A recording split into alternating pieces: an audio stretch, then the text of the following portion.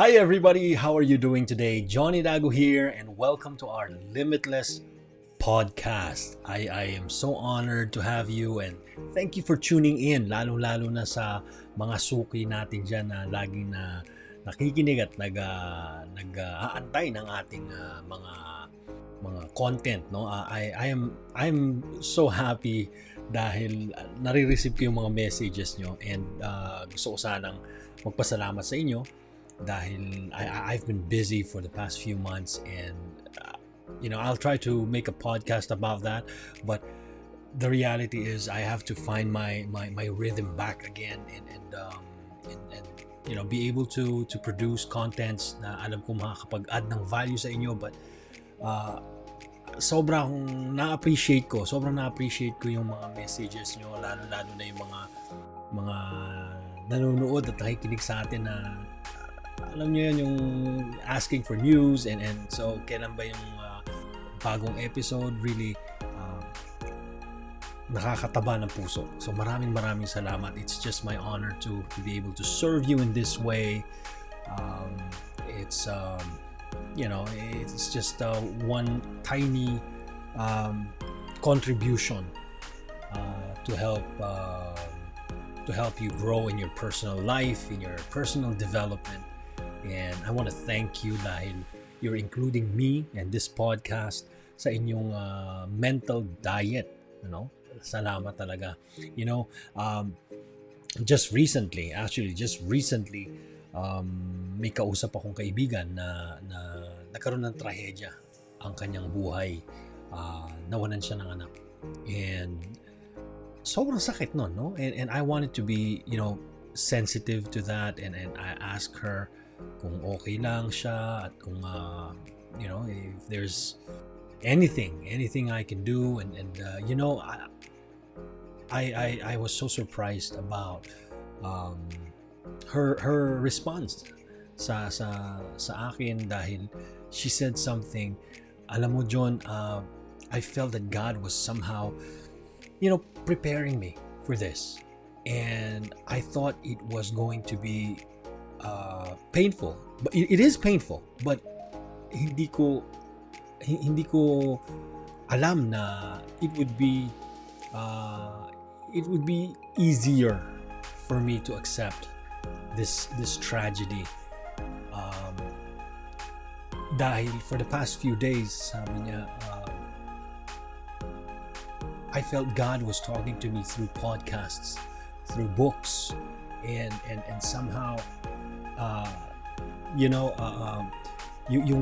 bigat, yung sama ng loob, yung kalungkutan na nararamdaman ko ngayon ay nalalagpasan ko dahil sa mga na-absorb ko na wisdom from all these people. And particularly sabi niya, when I heard this podcast of Oprah, and I was thinking about that and I just said, that is the power of feeding your mind. It's really amazing because yun yung big point kung bakit natin ginagawa ang ginagawa natin, why we are producing all these contents, because we want to feed the mind of each other and especially those people who are willing to be fed, because everything starts in the mind. Yan ang pag-uusapan natin ngayon dahil yan ang napakagandang topic natin na alam ko maraming makaka-relate, no? Na makikita nyo yung sarili nyo sa mga madidinig nyo ngayon sa podcast na ito, because everything dyan ang gagaling. And when you think about personal development, when you think about wanting to have a better life, a better situation, experiencing a breakthrough and going to that next level, dito yan Dito sa isipan magsisimula. And today we are going to speak about this beautiful topic about the 5 abilities that we all need and we must develop in order to have a stronger mind. Yes, the 5 abilities we need to develop to have a stronger mind. Lahat tayo, kailangan natin ng stronger mind, especially sa mga nangyayari ngayon. We need that. And if we want to experience yung better version of ourselves and really experience yung sabi ko nga, yung breakthrough sa buhay natin, we need to have stronger minds. And itong pag-uusapan nating 5 abilidad ay tayong lahat, absolutely every single one of us, kaya nating i-develop. You who are listening right now, you can develop it. You can develop it. And this is not about talent. No, this is not about inner talent that some people have and others don't. This is abilities that we all can grow sa sarili natin. Kaya I believe that this podcast is going to be very special for many of us, and I hope that it will enlighten yung mga ilan dyan na alam po na i-stuck sa mga sitwasyon ninyo dahil kulang tayo dito sa abilidad na ito. And I myself, I have to admit, merong mga bagay dito na sabihin ko na pag-uusapan natin na kailangan ko rin i-develop sa sarili ko because I am also growing. I am in a journey just like you. And so there. But before we continue, if you are new to this channel, I would like to encourage you, of course, to subscribe to the channel and hit that like button, para naman na maramdaman ng channel na ito ang inyong appreciation. And please share the valuable tips and tools and inputs that we are sharing in this channel. Ipakalat nyo yan because I know it will help them and it will just encourage my heart to see that people are being helped and being encouraged by our content. So thank you so much in advance. Subscribe, like, and share. All right. So there you have it. So ngayon ang ating topic na pag-uusapan ay once again about the mind. The 5 abilities that we need to develop para lalo pa nating patibayin ang ating mga isipan. Okay? Napaka-importante dyan. Ang unang-una nating sasabihin ay we need to have the ability to embrace challenges and change. Ayan. Embrace challenges and change. Kailangan mo nang tanggapin yan. No, kailangan nating tanggapin dahil ang challenges, yung changes, mangyayari yan sa buhay natin regardless of whether we enjoy it or not, whether we like it or not, it will happen. There's something that is certain in this world, change yan and challenges. Habang nabubuhay tayo, magkakaroon tayo ng challenges. So we need to accept it. At isa yang sa abilidad na kailangan nating i-develop. Maraming tao akong kilala na ayaw ang changes. Marami akong taong kilala na the reason why they're stuck where they are is because they are unable to adapt to the change that's happening around us. But again, sabi ko nga, change will happen. It will happen no matter what, whether we like it or not, it will happen. And ganun talaga eh. Ganun talaga. But sabi nga, change will happen, but growth may not. Kasi ang change automatic yan. Pero yung growth hindi. Because growth is dependent on our own choice. It's dependent on our decision to act and respond correctly sa kung ano man yung hinaharap nating challenge. Okay, so it will happen. And I like this quote from George C. Lichtenberg. Sabi niya, I cannot say whether things will get better if we change. What I can say is they must change if they are to get better. Wow. So, gusto niyo ba yun? Do you want to become better? Then you must change.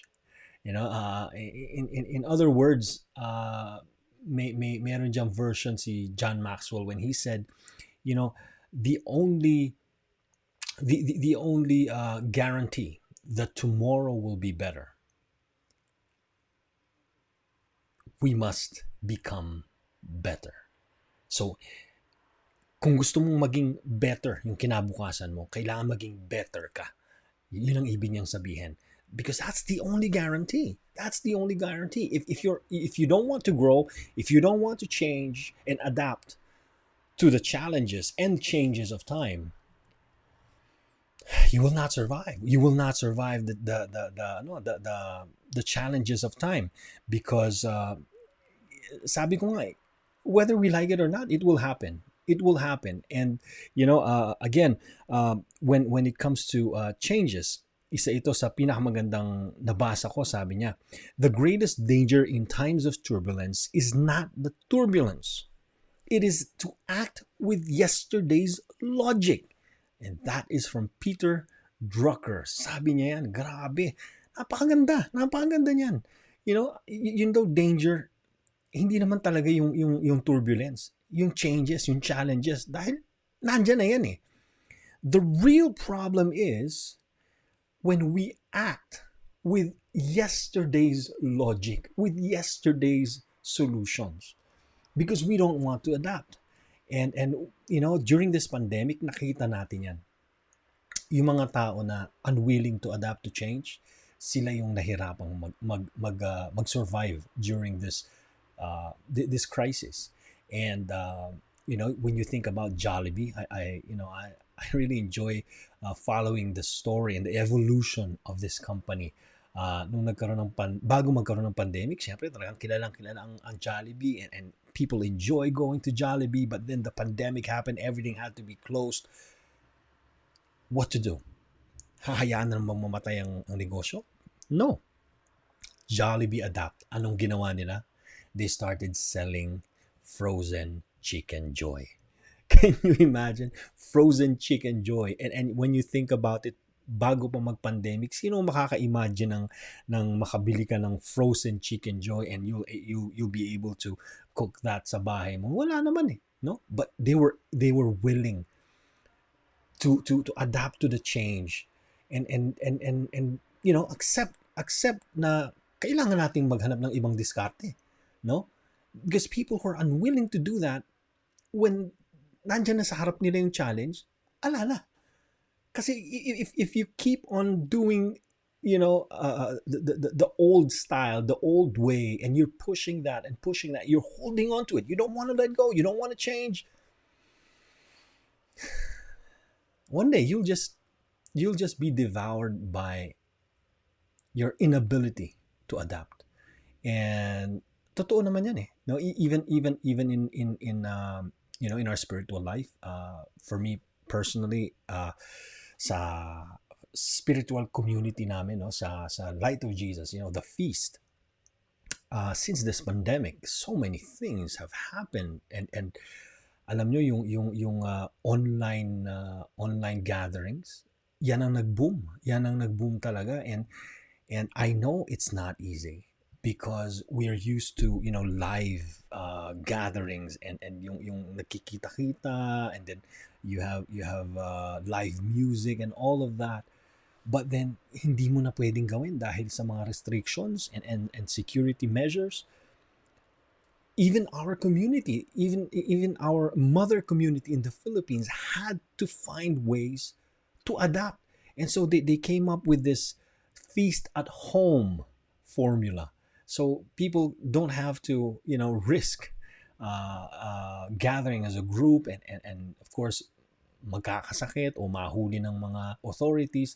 Instead of that, you can gather sa Zoom or you have videos that you can watch, and you can pray together through Skype or whatever it is that you use, but usually Zoom.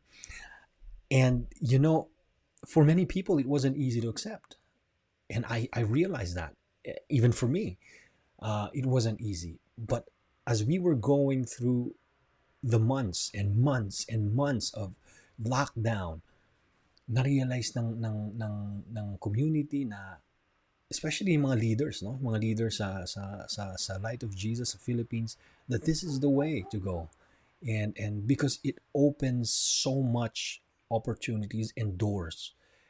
And true enough, uh, in my own experience, I can really say that this helped our group, our small group, uh, survive because it wasn't easy. It really wasn't easy. But because nagkaroon ng other ways of connecting and still gathering, even digitally, we were able to connect from Belgium to UK to Italy to Spain to Norway to Ireland, Malaysia, Singapore. I mean, ang daming mga na nabuksan na pinto na otherwise hindi mabubuksan kung we were stuck into that live, sessions.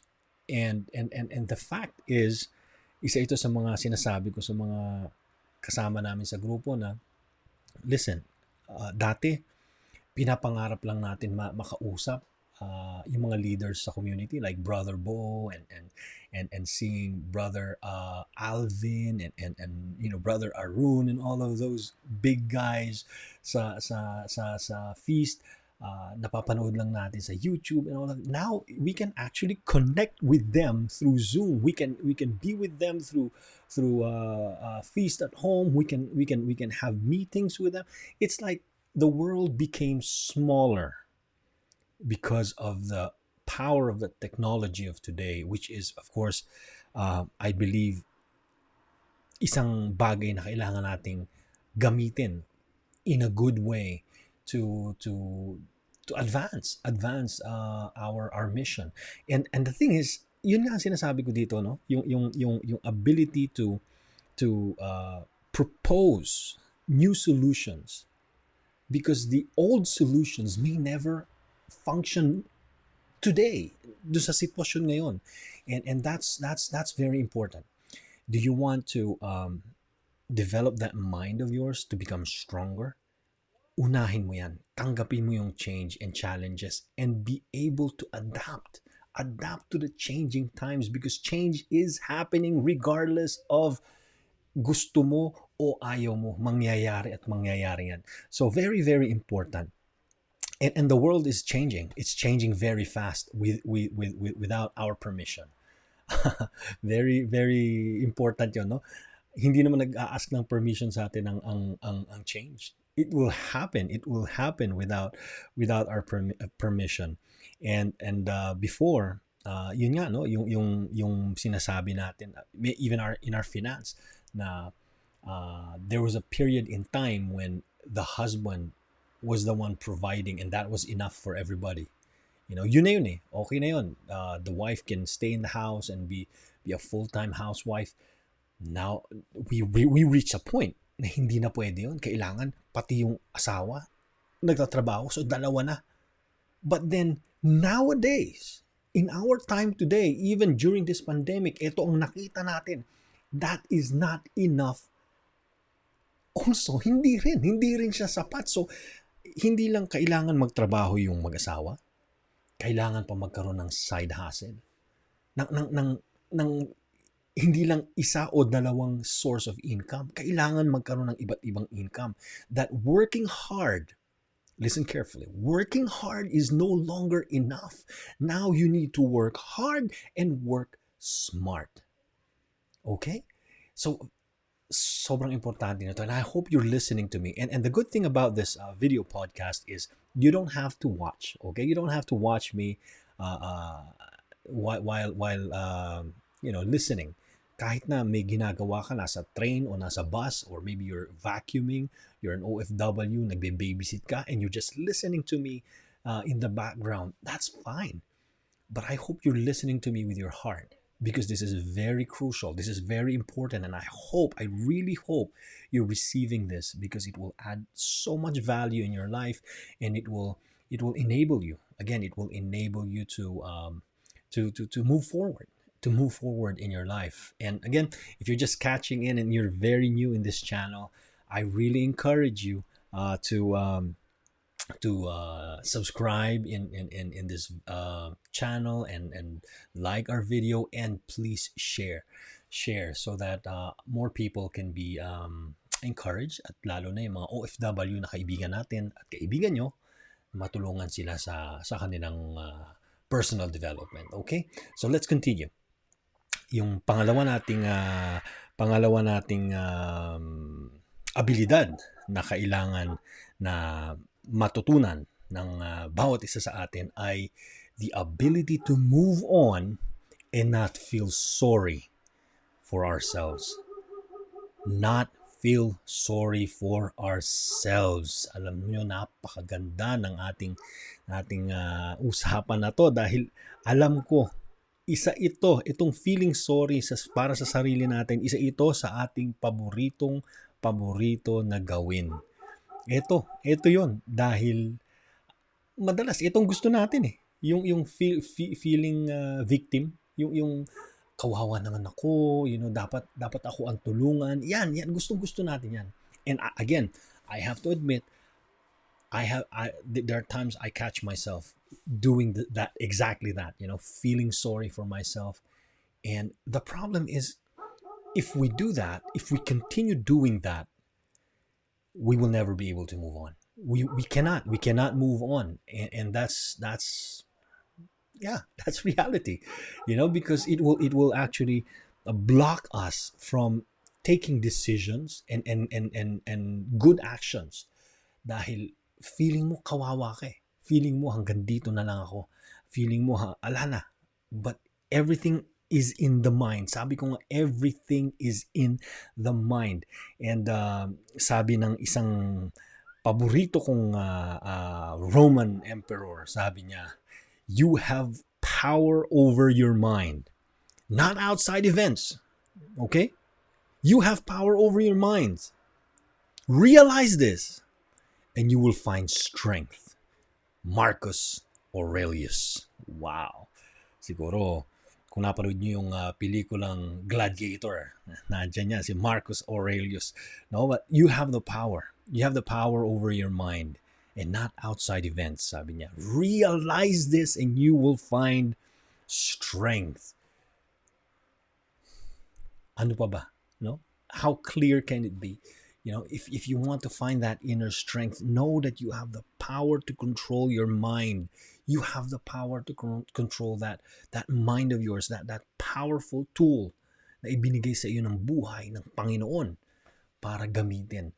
And again, feeling sorry for ourselves, malalim yan eh. Malalim ang pinanggagalingan yan dahil it is rooted in our history. Yung mga pinagdaanan natin nung tayo kabataan, yung ating mga kinalakihan, yung background natin, and syempre yung mga experiences na nagkaroon tayo na perhaps we were bullied, people who were supposed to protect us and yung sila yung tao na dapat tumulong sa atin, sila yung nag-pull down. Yan, yung mga bagay na yan ang nagiging tatak. At yan yung nagiging ugat kung bakit tayo madalas we feel sorry for ourselves, we have low self-esteem, we feel down, or we look down on ourselves because, that's just the way it is.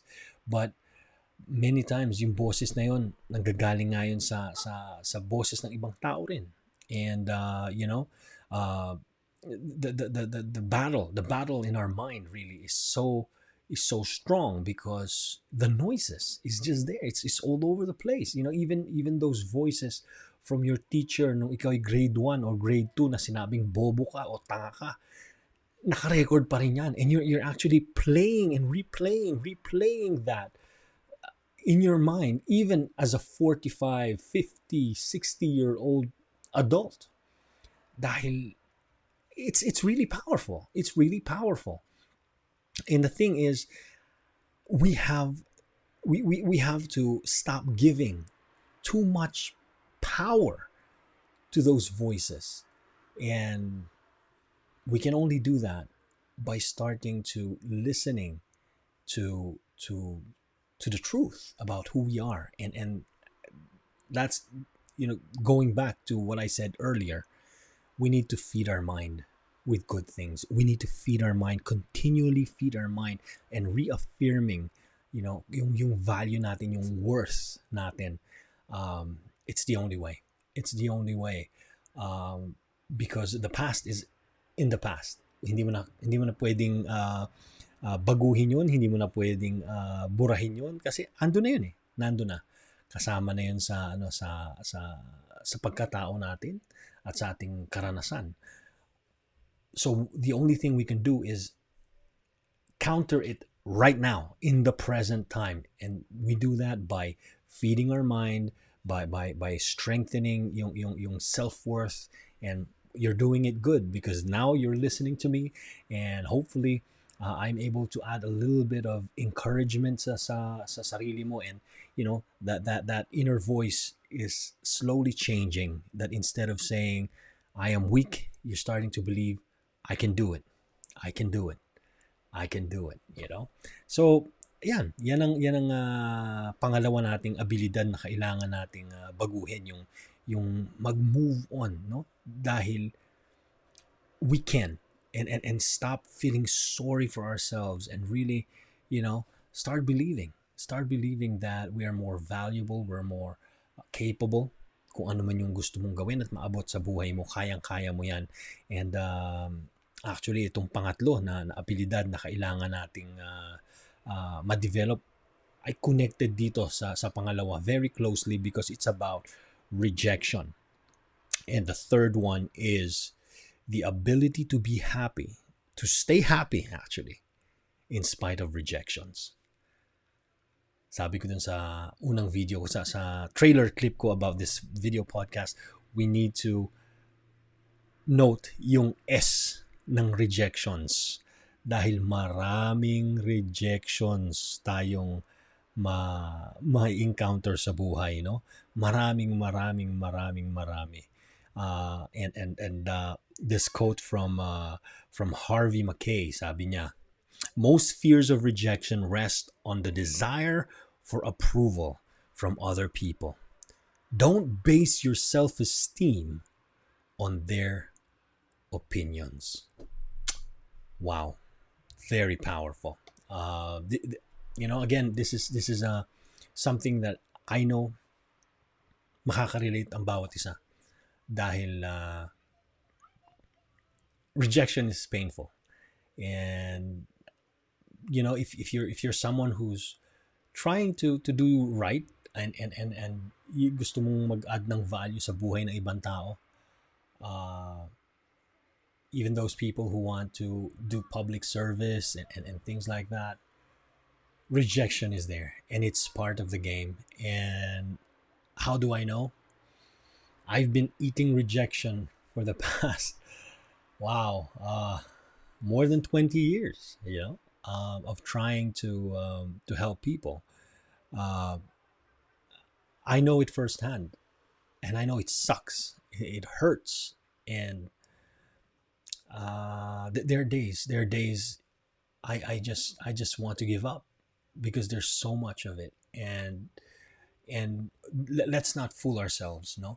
When we think na kailangan, wag nating isipin lang yung approval ng ibang tao. We all long for approval, and it's part of our DNA. Walang tao na hindi naglolong ng approval of another person or other people.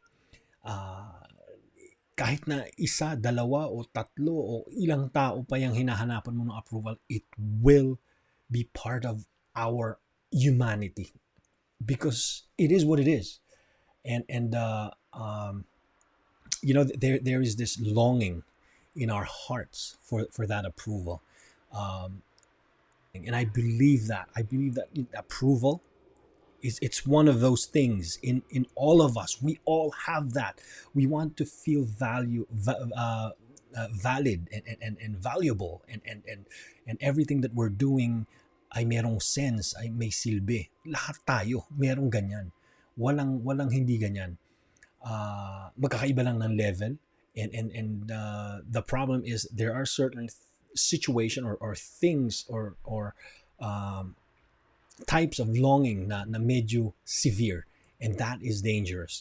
But as far as longing is concerned, don't feel bad if you're looking for approval, because it's normal. It's normal. But when it comes to, yun na yung nagiging basihan mo ng iyong worth, that if this person doesn't approve me, then I'm worthless, then that's wrong. That is wrong. Because other people's opinion should not become your final authority. Okay, because other people's opinion can be clouded, can be colored by so many things, and they don't know you. They don't know you through and through. They don't know that inner self of you. So let's keep that healthy longing for approval, but do not make it your essential source of self-worth. That would be totally disastrous, because again, you have to accept rejection, kasi kasama yan sa buhay natin. Rejection will come. It will come. It will come. It will come hanggang sa buhay ka, at kahit nga patay ka na, may mga may mga magre-reject pa rin sa'yo. But you have to learn. You have to learn to take rejection not as an indication of you being a failure, but take it as, if this person rejects me, then maybe it's just not, iba yung taste niya, no? So there, we're not compatible, so that's fine. You move forward. It's just part of it, because I remember this guy, Kevin Feige. I don't know if you know yung Marvel, of course Marvel Studios, yung nagpo-produce ng Iron Man, Avengers, ng Black Widow, Loki. Yan yung mga Marvel Comics films ngayon, no? This guy, Kevin Feige, is considered as the Steve Jobs. Can you imagine? The Steve Jobs of entertainment right now when it comes to the movie industry at yung paggawa ng mga pelikula na nakabase sa comic genre. He is just the top guy, okay? But ang problema, yung mga tao nakikita nila yung success, nakikita nila yung glory, pero hindi nila nakikita yung journey. And he was interviewed one time, and I remember it's really wonderful. Sabi niya, I've been in this industry for so long, and kung nandito ka sa industry na to, kailangan you must accept rejection. You must accept rejection because it's there, and if you want to succeed, if you want to survive, you need to learn rejection as part of the package early and often. Sabi niya, kailangan masanay ka sa rejection, because that is the only way for you to survive.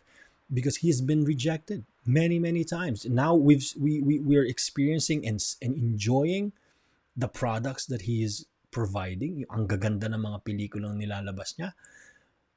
But it wasn't like that always, He has been rejected many times during the early stage of his life, and even now, even at the heights of his success, meron pa ring mga may ayaw sa kanya.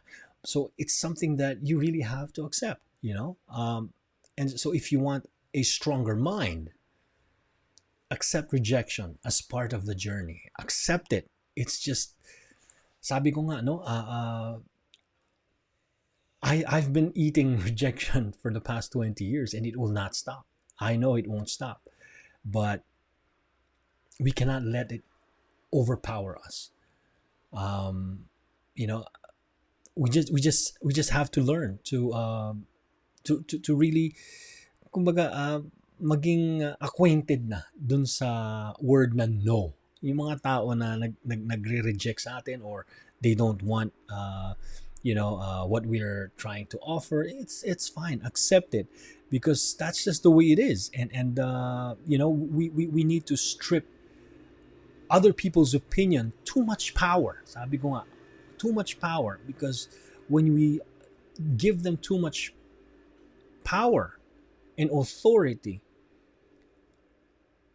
sobrang maapektuhan yung ating self worth and yung how we see who we are. And that's very dangerous. That's very dangerous. Right. Okay, so number 4. Pang-apat, malapit na tayo. Pang-apat na abilidad ay the ability to remain fair, kind, and unafraid to speak out. Yan. Sabihin nyo ngayon, speak out. Isa rin to. Actually, ito, isa sa problema ko to. I remember Audre Lorde's quote, sabi niya, I've come to believe over and over again that what is most important to me must be spoken, made verbal, and shared, even at the risk of having it bruised or misunderstood. Wow. At times, mayroong mga pagkakataon na ako mismo, mayroong mga sitwasyon na naaabuso na ako or may mga pagkakataon na there are things na hindi na ako masaya sa sitwasyon, but I keep silent. But the problem is nagbi-build up hanggang sa lumaki na ng lumaki yung sama ng loob, and boom, pumuputok na lang. Very, very bad. Because the thing is, silence will not protect us. Believe me, I tried. It will just make you suffer internally.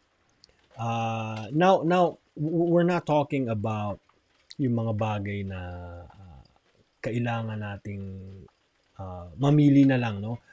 Kung makakabuti ba o makakasama yung magsalita. No, we're not talking about that. In this particular context, ang gusto nating tumbukin dito is yung mga bagay na dapat sabihin. Okay, yung importanteng sabihin because it will help someone or it will liberate you from your suffering. Kailangan mo sabihin. You have to have the ability to speak out. But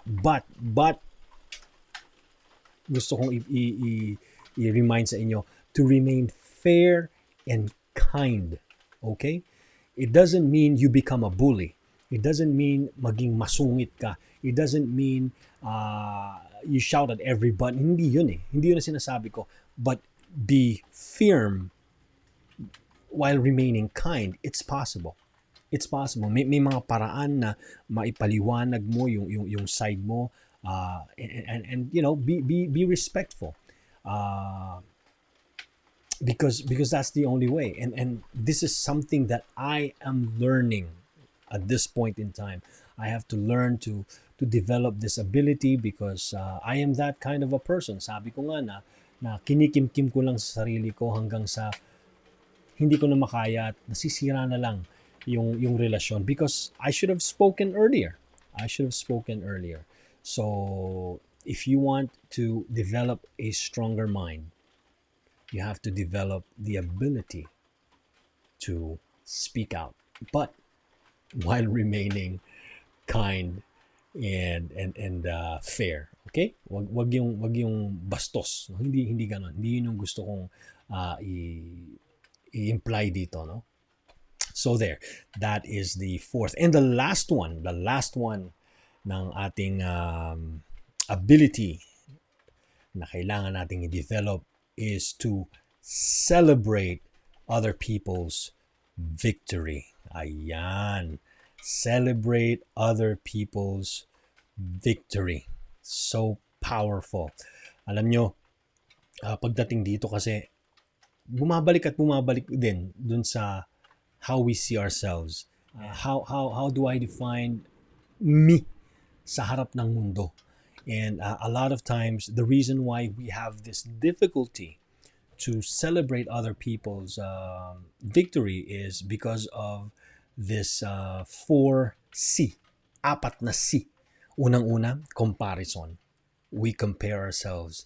And alam nyo na yan, masama ang mag-compare sa mga insecure. Kasi pag insecure ka na at you start comparing yourself with other people, it will only get worse. The second is competition. Now, competition is not bad, but when it becomes yung nakakasakit ka na, and your moral compass is totally out. Kumbaga, kahit na makatapa ka na ng iba, wala kang pakialam, manalo ka lang doon sa competition. That's wrong. That's absolutely wrong. But competition, healthy competition is good. But again, yun yung extreme is it's something that we need to be careful about. And the third one is condemnation. We many times have this judgmental view of other people. Like for example, you see someone with a new car. Instead of saying, oh, ganda ng kotse niya. Instead of saying that, we say, paano kaya niya nabili yan? Maliit lang naman ang sweldo niya. You know, all of a sudden, we were already cooking some stories in our mind. Ako, baka kinurakot lang yan, o baka ninakaw lang. Utang lang yan, you know? Again, it goes back to who we are. It goes back to how we see ourselves. And the last C is control. People are control freak. And, you know, sometimes talaga, kailangan nating iwasan yan dahil hindi yan makakatulong eh. No? And actually, itong 4C na ito, magandang i-develop natin yung topic. But for now, let's just continue sa ating last ability. I also want to give to you the quote from Maya Angelou when she said, "The real difficulty is to overcome how you think about yourself." Yes, that is the biggest difficulty. Sabi ko nga, no, laging bumabalik yan sa sarili natin. Yun ang ginagamit natin sa totoo lang. Yun ang ginagamit nating pang-measure sa ating sarili, but also sa ibang tao. So how you see others will actually show you how you see yourself. And sa ugali mo sa ibang tao, magiging obvious eh. Yung mga taong laging kinikriticize ang iba, laging chinichismis ang ibang tao, laging binababa yung reputasyon ng ibang tao, and they're unable to celebrate other people's victory, that is actually a sign, a clear sign that they have this deep insecurity inside of them, that they don't see themselves as valuable. And the only way for them to cope with that pain of being miserable is to see other people as miserable. So it's a psychological thing, and it's very important. It's very important. Kaya kailangan natin talaga mag-ingat. Isa pa na quote from Steve, sabi niya, the reason we struggle with insecurity is because we compare our behind the scenes with everyone else's highlight reel. Wow, ang ganda nito kasi kung hihimay-himayin natin tong quote na to, ang ganda. Kasi totoo naman yan eh. Bakit ba natin minsan nafe-feel yung insecurity ng victory? Yung insecurity natin dahil nakikita natin yung victory ng ibang tao, dahil ang nakikita natin yung victory. Hindi natin nakikita yung journey. And we are actually comparing, yun nga, yung ating behind the scene, kung ano yung reality natin sa araw-araw, kung ano yung hirap na pinagdadaanan natin, kinukompare natin dun sa kanilang victory na.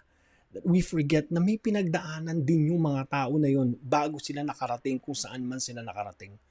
At kung ano man yung kinaiinggit natin at ayaw nating i-celebrate.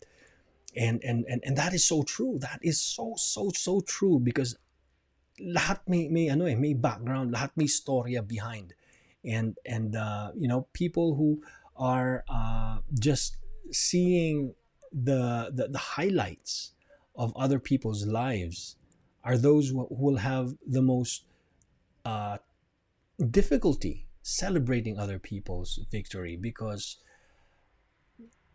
hindi nila nare-realize na pinaghirapan din yun. And we are actually feeling sorry for ourselves. Remember, going back again, we are feeling sorry for ourselves because we have to go through all these things, all these steps para tayo ay makaahon. So it's something na laging bumabalik dun sa sarili. Laging bumabalik. Kaya nga sabi ko, everything really starts in the mind. And if you want to strengthen your mind, you need to really start going inside. You really need to go deep inside of you to be able to overcome this. But ano ba ang mangyayari kapag sinelebrate natin ang mga victory ng ibang tao? If we counter that by deciding no, instead of criticizing, instead of looking at the negative side, ise-celebrate ko ang victory nila. Anong mangyayari? It will motivate us also. Slowly, it will motivate you to strive harder, to move forward, and it will give you that extra fuel to reach your target. And it will fill you with hope. It will fill you with possibility mindset. No? Napaka-importante niyan. Ano pa? You will see that you will start caring for people. Mabubuksan yung pusong bato mo na magiging pusong laman, na magiging mapagmahal ka. You will actually care for people, and you know, it's something that you will develop also in your heart na he or she deserves it talaga, kasi talaga namang pinaghirapan niya yan, and you know, she deserves it, and you will start seeing that, and it's beautiful. It's really beautiful. The next is, dahil ikaw ay nagle-let go na ng iyong insecurities, anong mangyayari dyan? It will also open the doors for you to have connections and broaden your networks. Kasi kapag yung mga kaibigan mo o yung kakumpetensya mo ay ginawa mong kaibigan, yung mga contacts nila, yung mga connections nila, magiging contact at connections mo rin. Because, you know, walang magiging bad relation eh. No, magiging magtutulungan pa kayo at the end, and it's actually beneficial for you and for that person.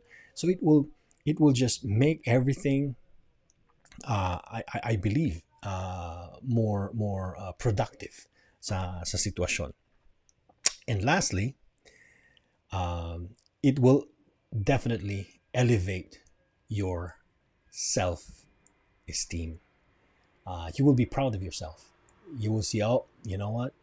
I was able to, to become the mature person, and I was able to, let go of my pride, let go of my bad attitude, yung aking prejudgments, yung aking mga haka-haka, and you will be proud of yourself, and slowly you will develop that feeling of, this is the right thing to do, this is the right attitude, and dun na talaga unti-unti, no, mag-grow na yan sa sarili natin, and it will help us to succeed. All right, so there you have it. I hope you got something valuable, and I hope na nagkaroon kayo ng mga aha moments during this podcast.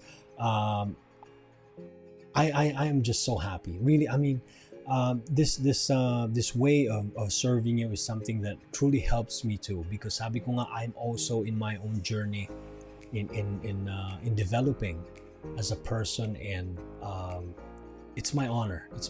So I really want to thank you once again before we end, for your support, and continuously na inaantabayanan nyo ang mga episode ng ating podcast. And once again, I want to encourage you, if you're new to this channel, just subscribe, like, and share. But I can only say thank you. I can only say thank you for listening to me and spending some time in trying to feed your mind in developing your your inner self.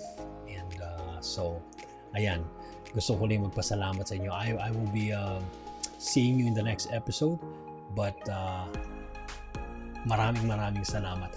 So there you have it.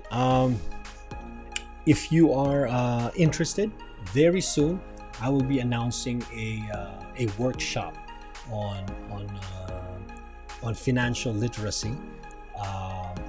Next week I will be announcing some and giving more information about that. It's all connected to my book. Your wish is your command. So if you read my book and you want to participate in this online workshop, I would be happy to have you with us. Okay, so I will let you know. I'll give you more information about that. Okay, so thank you for listening to me. And this is John Idago once again, reminding you that you are better than good. You are better than best. You're definitely limitless.